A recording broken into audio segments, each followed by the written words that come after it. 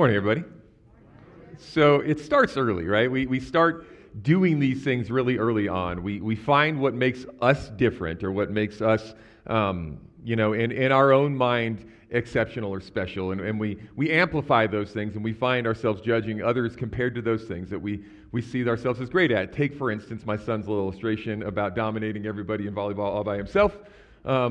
Which is a powerful story, right? I mean, just life-changing. But you have these things that you hold on to, and we find those things, and really to everybody else, they sound, they can sound dumb. So like in my life, early on, I was told by my dad that, you're a Buchelman, you're tall, and that's what makes you special, whatever, because you're tall.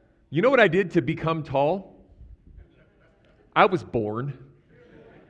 Right? I was born. I didn't choose this. I didn't bring this on, but I found myself as a little kid looking at other people who weren't as tall as me and then saying, well, poor little Betsy, she's tiny compared to me, right? You would carry these things on, and you would hold on to these things as if in some way they made you exceptional, and they gave you the right to then judge other people. It's silly when we look at it with those things, but we do them anyway. And let's be real, for most of us, we have things that we use to convince ourselves that we have value, right? We have things that we use that convince ourselves that we matter, and when other people drive us crazy, we find why it is that those people don't measure up to us. If we're being honest, most of us are super judgy. Right? We live in a super judgy society built around a culture that's super judgy, where we find what makes people different, we look at them and we say, this is why you're a problem. And the fact is, I don't know very many people who don't do this. Maybe you do. Maybe you're one of those people who doesn't look at somebody else and say, you're broken in this way, this way, this way, this way, and this way, and I can see that. I've known a few people that are that way, but the list is a very, very short list. For most of us, it seems like something that we do all the time. And so this gets us to a conversation that we're going to have today, because we're going to cover a verse today that is actually one of the more famous verses in all the Bible. We're going to be looking at Matthew chapter 7, verse 1. And Matthew chapter 7, 1 and 2 says, I'm going to say this the King Jamesy way that we hear it said all the time, judge not, lest ye be judged. For by the measure that you judge others, ye shall be judged as welleth. Right? You hear these things, right? This idea of judging other people is something that we're not supposed to do. And if you do judge other people, you're going to be measured in the same way. And this verse is actually thrown at Christians a lot of times, like, don't judge. You're not supposed to judge us. You're not supposed to do these things. But it gets me to this question, because we're going to have a conversation about this today.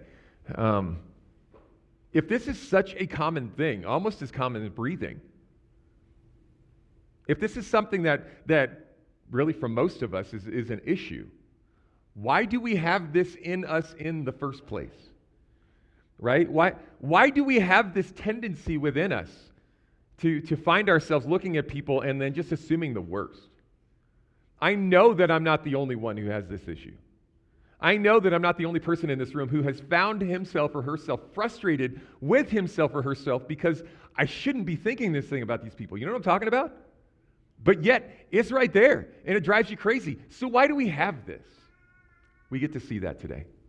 We're going to see that in Matthew chapter 7, verse 1. And I want to start this with a premise, and I want you to hear this. I want you to think this in your mind, lock this in, and this is more than just for Sunday, just this Sunday. It's more for every day. We were built to live the way that Jesus calls us to live.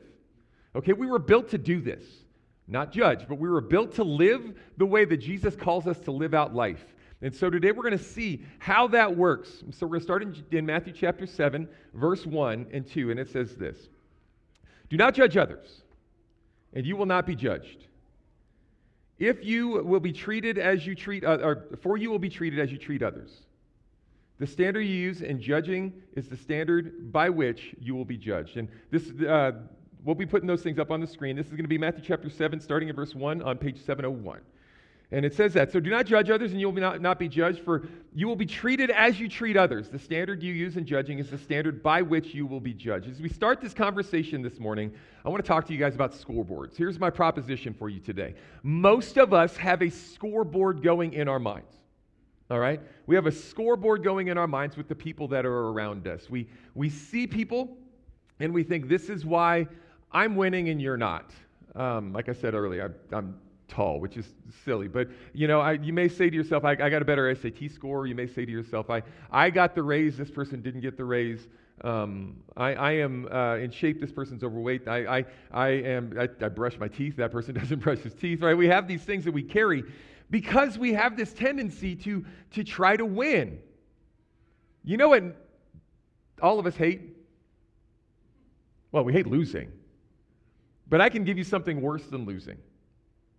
How many of you guys get super excited? How many of you guys have a participation trophy hanging in your house? Because you want people to know I was there and I showed up. I actually have one of those with me today.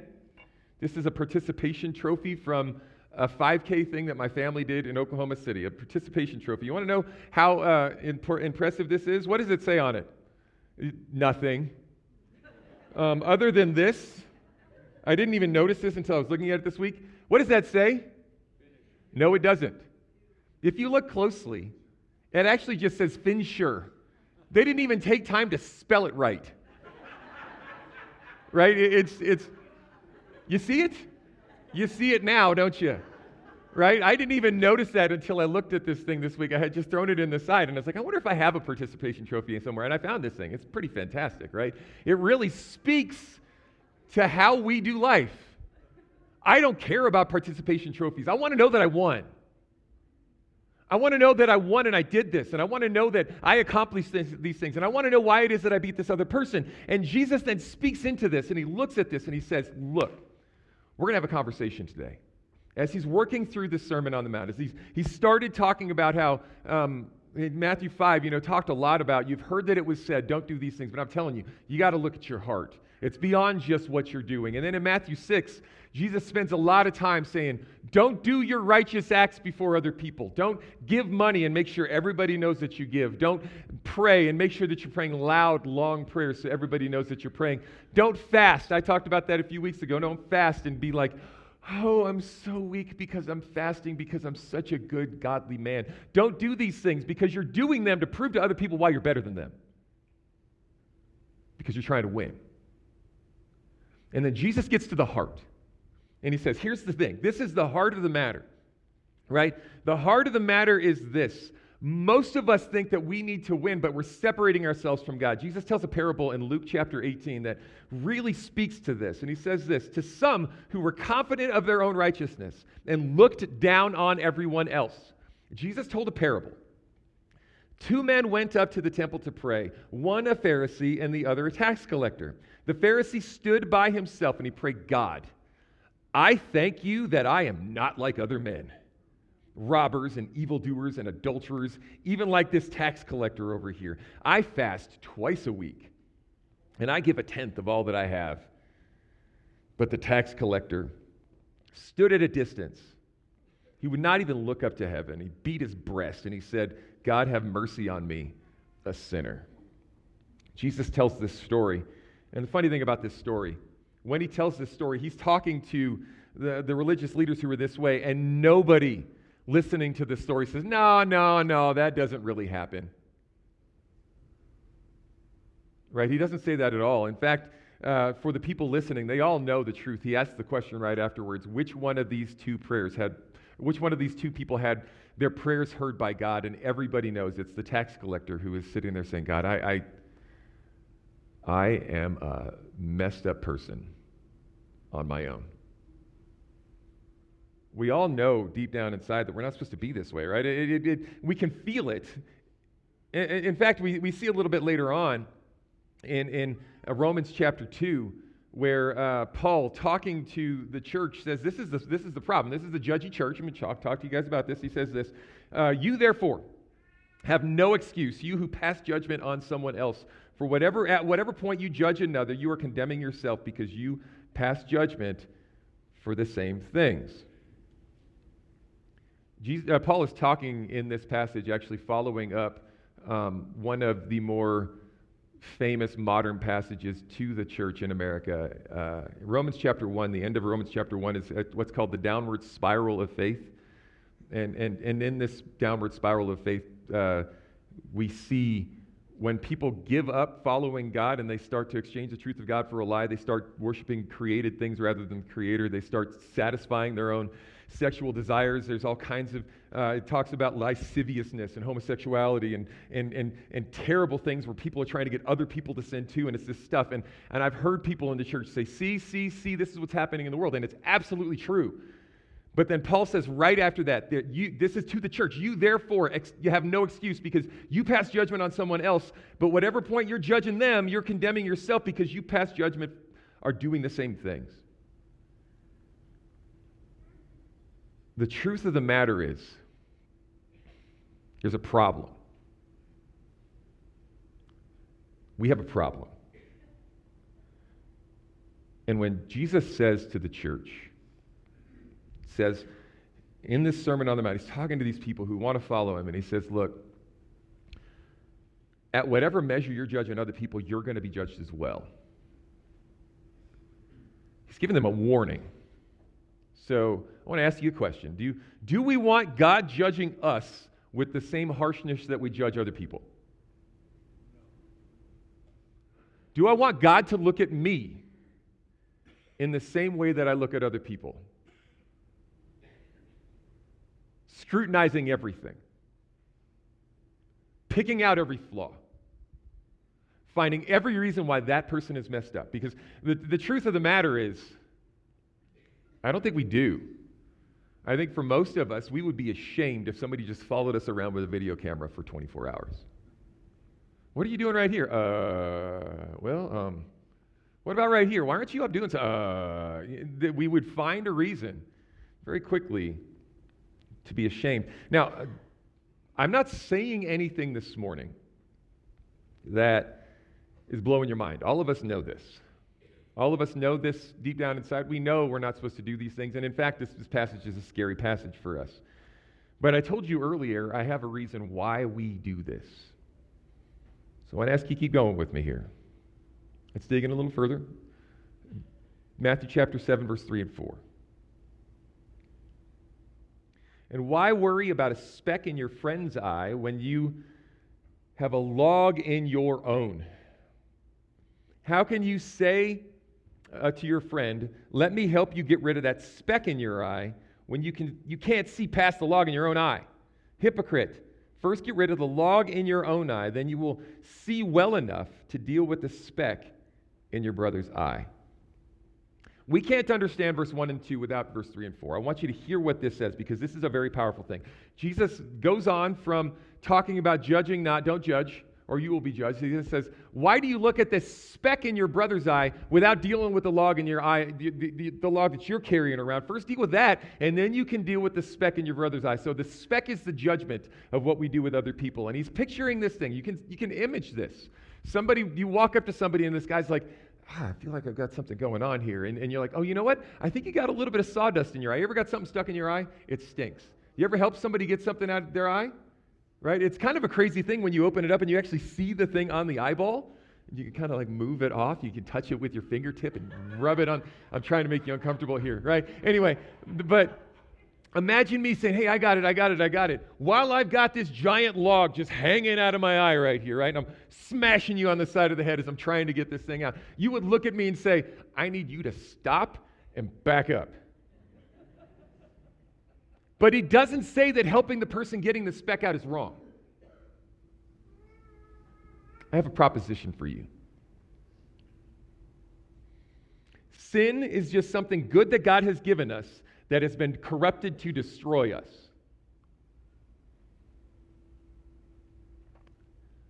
When we lie, we all know that lying is sin. You know what the problem with lying is? God has given us a special ability as humanity to be able to communicate in powerful ways. And what Satan does is take that good gift, and our own flesh, man, we love this. He'll take this good gift that we have and it'll twist it to use it for something bad, to use it for something selfish. So when I lie, I'm just trying to make myself look good, or I'm trying to make you look bad, or I'm trying to gain for myself. So it's taken this good gift of communication and it's twisted it for something bad. Sin is always taking something that God has given us and then destroying it. So like sexual sin, we're talking about sexual sin, and all of the sexual sins, all of those things. Sex in itself is not bad. It's something that God has given us. It's a God thing. Like God has created us to enjoy this thing. And what Satan has done then is to say, you know what? So God has made this so that you can have this with you and your husband or with you and your wife, and it's a special thing that draws the bond together when it's right, and it holds things together when there's hard times, and you can be together. Sex is not the answer, but it's a good gift from God when it's in the right place. And what Satan does is takes this good gift and switches it and twists it so that you use it selfishly that destroy yourself. That's what we do. Judgment is a good gift from God that God gives us to be able to help other people. And what we do is take this good gift and use it selfishly to destroy other people. There's a reason why you notice broken things in other people. God has made you to notice when other people suffer so that you can help them through the suffering. God has made you and designed you to be able to notice when other people struggle so that you can go to that person and say, hey, it doesn't have to be this way. But what do we do with that gift? What sin does is it twists it. And we look at that person and say, instead of it doesn't have to be this way, you're a piece of junk. You don't deserve any more than this, and this is why I'm better than you.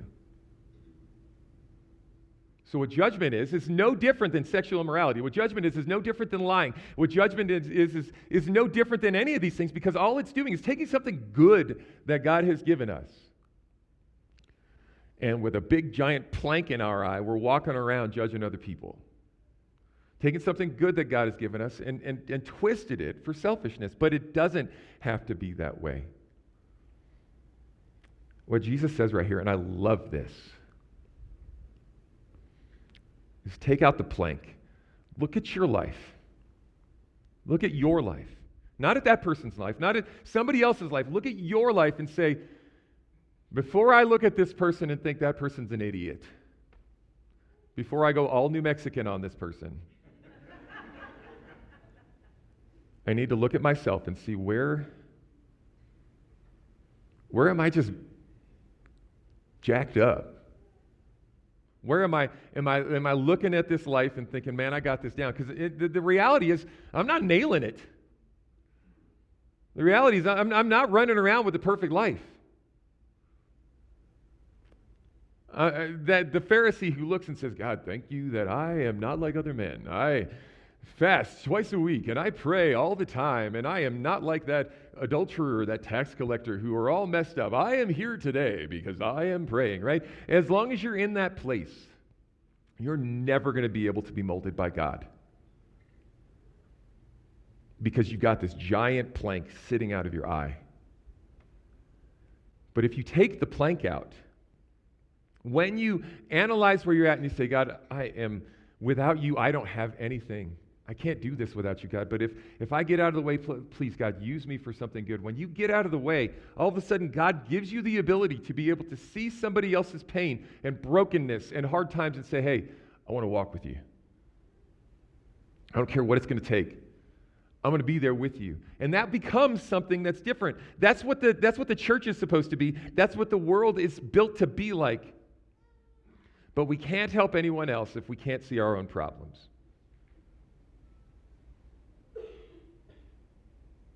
Now, before we go any further, I need to make this very clear, abundantly clear. We've all known people, the Bible calls them busybodies, who are constantly concerned about other people's problems, right? But they're concerned about other people's problems because they like the drama. They want to get in on the gossip, as I'm going to hear old man stuff, as the kids call it, the tea. I'm sorry, I'm an idiot. I don't even know what I'm talking about. But if you're in this place where you're constantly worried about other people's stuff because it's the same thing. That's the pride stuff. I'm not talking about being a busybody and just getting meddling in other people's stuff. But what Jesus is saying is that there will be times when you've dealt with your own heart where you can look at other people and see a broken thing and say, you know what? I want to walk alongside you. I want to be here with you. I want to walk alongside you. You don't have to go through this alone. And if you've ever had somebody do that with you, there are few things more refreshing in this world than God sending somebody to walk alongside you when you're struggling. And when it's right, it's different than anything this world can offer. With that in mind, Jesus says one more thing, and it's going to sound a little random at first, but it's connected, so I want you guys to see this. Don't waste what is holy. This is Matthew 7:6. Don't waste what is holy on people who are unholy. Don't throw your pearls to pigs. They will trample the pearls, then turn and attack you. So the New American Standard actually says in this, it says, do not give dogs what is sacred. Do not throw your pearls to pigs. If you do, they may trample them under your feet and turn and tear you to pieces. Dogs? Pigs? What are we talking about here? What is going on? As Jesus just talked about a plank and not judging, then immediately he follows with this place of, don't throw your pearls to pigs. Don't give your good stuff to dogs. Pigs were unclean animals to Jewish people. Dogs were seen as the lowest of the low, like you would throw scraps to dogs. They were not man's best friend. We didn't treat them then like we do here now, where a dog's more like important than a person here, right? Like in that time, dogs were seen as low. And when Jesus is saying this, there's a reason why he's saying it. And it's not just random. There will come times when you see somebody having a struggle and you go to that person and you say, hey, Mike, I see you're having a hard time with this. And the person responds with, I don't want to hear your stuff. Go away. If you continue in that path, and you continue down that path where you force it, you can end up driving somebody away from God in trying to help that person. Right? There comes a point in time when we, and look, we know this to be true, when we know what needs to be there, but it doesn't seem to help. Some of us have family members who we know, if they would just come to understand the love of Jesus in their lives would change. And we try, and we try, and we start to feel like we're driving those people away. Right? This is a struggle. This is a major struggle for many of us. And so we have to ask ourselves, what do we do with that? How do we deal with that type of a thing? Am I being worse by trying? Am I being worse by not trying? When you look at the context of Scripture, what Jesus tells us right there is there comes a point when, for people, we let God do the work. And we let God work on those people when we continue to pray. We don't walk away from the person and say, I'm done with you forever, just get out. But we build stuff so that they can get to know the truth of what God has for them. We see this in 1 Corinthians chapter 5. Actually, a really good illustration of this type of thing. In 1 Corinthians 5, there was actually a guy talking about this. There was a guy in the church who was sleeping with his stepmom, right? And everybody in the church knew about it. And he said, well, the grace of Jesus covers all kinds of sin. And because of the grace of Jesus, I can do this. And it's not a big deal. It's kind of a problem. And so Paul says to the church, look, the reality of the matter is you got to deal with people's stuff. And there's going to be a time when we got to deal with it. In 1 Corinthians 5, verse 12, it isn't my responsibility to judge outsiders. It's not my responsibility to judge people outside of the faith. Right? They don't know any different. They haven't been enlightened by God. They're going to do what they're going to do. But it is certainly your responsibility to judge those inside of the church who are sinning. God will judge those who are on the outside. But as the scriptures say, you must remove the evil person from you. So Paul says to the church, like, the people who don't know Jesus are going to make terrible decisions. They're dead in their sins. They're going to sin. We should not be surprised when people who don't know the Word of God, who do not know the love of Jesus in their hearts. Look, I'm not judging those people as like terrible people. They're broken, dead people without the Word of God. You were too. All of us outside of the working of the Holy Spirit in our lives are pieces of stuff. And Jesus brings us to life. But Paul says to the church, he says the church's job right? The church's job is to look at others in the church, to look at each other, and say, hey man, I see that you're doing this. There's a better way. So that gift of judgment that we have inside us is built towards people in the church to try to grow each other up, to try to grow each other forward, to try to be different and to move things forward towards God. If we don't do that, we end up failing. The problem comes in the fact that most of the time we judge the people outside but not the ones inside. If you have a family member who doesn't know, don't give up on that person. Paul says, God will judge those on the outside. Let God work with that person. Keep talking to that person in the way that you can, but show that person something different in your life.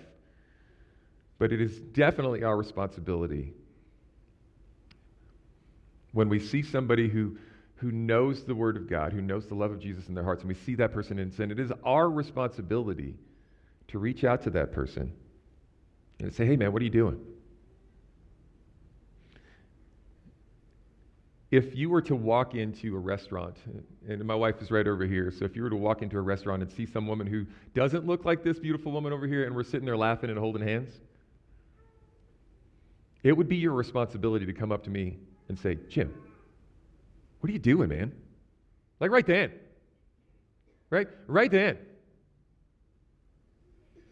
If I am a follower of Jesus, I'm going to be able to say, hey, no, actually, this is my grandma. No, just kidding. If you come up to me, that's the responsibility as the church. It's our responsibility, and this is the key point to what Jesus is trying to say in Matthew 7, what Jesus is saying in Matthew 7, verse 1 through 6. Jesus' intent for our discernment is community. That's our bottom line. The reason why we're able to discern brokenness in other people is to help build the community of faith, right? We're able to see the problems in other people because we are there to build the faith.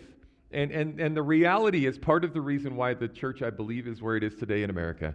We lament the way that people who don't know Jesus attack the church, and we lament the way that the government, we feel like, is coming against the church, and we complain about all of these things. Well, look, they're going to do what they're going to do. They don't know any better.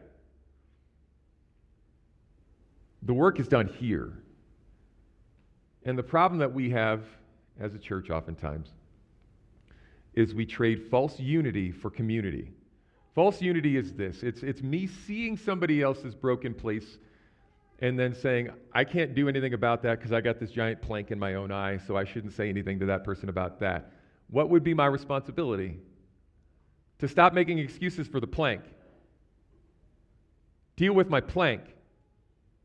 And then help other people grow as well. Just saying, that person has his problem, I have my problem, is the problem with us as the church. As the church, we build each other up. We hold each other accountable. The first time I really experienced this, I was in high school. I was a sophomore in high school. I went up and I was playing basketball at a little park in Albuquerque, and I was playing, and I had a temper. My kids don't, but I had a temper when I was playing basketball. And one day I went up and I missed a layup. And as soon as I missed a layup, I was wearing this Christian t-shirt, nice little godly t-shirt that I had got at a conference I went to, and I missed a layup. And I did the Christmas story thing, oh, fudge. Only I didn't say fudge. Yelled it out really loud. And this guy ran up to me, tapped me on the chest, and he said, hey, man, nice shirt. You want to live it? And he went down to the other end. There are times, if we're being honest, when we need somebody to tell us, hey, man, nice shirt. You want to live it? And there are times when you're not being a jerk. Men, I'm not trying to be hard on you, but I'm being real. Like, if he had talked up to me and said, hey man, brother, I need to talk to you. There's a better way that, like, as a guy, I wasn't going to answer the better way. I needed somebody to tell me, knock it off. Do you ever need somebody to just tell you, you need to stop? Just stop. There's a better way, man. Let's go. And for the church, I don't think that we need to sit there super judgmental of each other. That's not what we're called to be. We're not called to be arrogant. We're not called to be jerks. We're not called to be boastful. We are called to be community.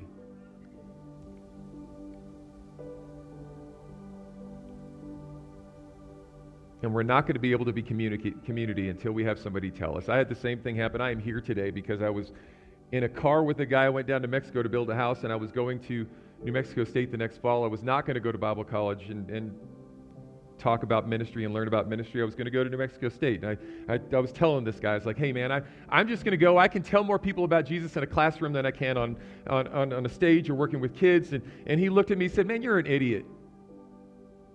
He said, God has given you a gift, and you can spend 24 hours a day telling people about this gift in that situation with the gifts that you have, or you can be in a classroom, which yes, you are getting to teach people and you get to show people, but you don't have the opportunity to get to talk about it all the time. And with your gift, you need to do this. And I heard him and I said, whatever, I'm going the other way. But it stuck in my head. And when my life hit rock bottom, I heard his voice and I went the other direction. There are people that need to tell us something different, and maybe you're one of those people sometimes. So how do we do that? How do we get to the place where we deal with our own plank? How do we get to the place where we can discern other people's and help them? I've got 3 things. I want something that you can do with your head, something tangible you can be thinking about. We have journals outside. Please grab one of those journals if you haven't yet. Write these things down. I want you to journal the things that you hold over others. What do you boast about? What do you find yourself bragging to yourself about compared to other people? What are those things? Journal those things out. Bathe those things in prayer. Pray about those things and say, God, I don't want to do this anymore. I don't want to look on other people and see this is why I'm better than them. I'm tired of it. I'm tired of fighting with that person because I don't understand why that person's doing these things, and so I'm just going to judge him or her. I'm tired of being the judge. Journal those things out. Open it up. And then I want to ask you to do something specifically in your prayer life. It's going to be a hard prayer. But pray for someone that you specifically judge. Everybody close your eyes. Picture the person that drives you crazy. You see him? You see her? That person, you can find every single flaw. You can see him right now. That person's voice is driving you nuts. That person's excuses are driving you nuts. You know what I'm talking about. Pray. Specifically for that person. Pray for that person's life to be changed by the Word of God. Stop seeing that person in judgment. Pray. Keep doing it. Keep praying. And then I want to ask you to do something, because I want you to keep praying this week for that person. Something tangible. I want you to drag the plank out of your own eye. With your hands, drag the plank out of your eye. Deal with your plank, because the odds are you're a hypocrite, right? You talk like you got all the answers, but you know you don't. And you know the thing that is holding you back from really being the man or the woman God has you to be, it's usually 1 or 2 things. Most of us aren't dealing with 100 different sins, huge sins. We have 1 or 2 that are more than enough for us. Drag them out into the open, write them down in your journal, and then find somebody that you trust. Go to that person and say, hey, I'm dealing with this sin. I got a problem. I got a problem, and I want you to walk with me through this. In doing that, you're opening yourself up for God to do something different in your life. Let's be people who build the community with the gift that God has given us.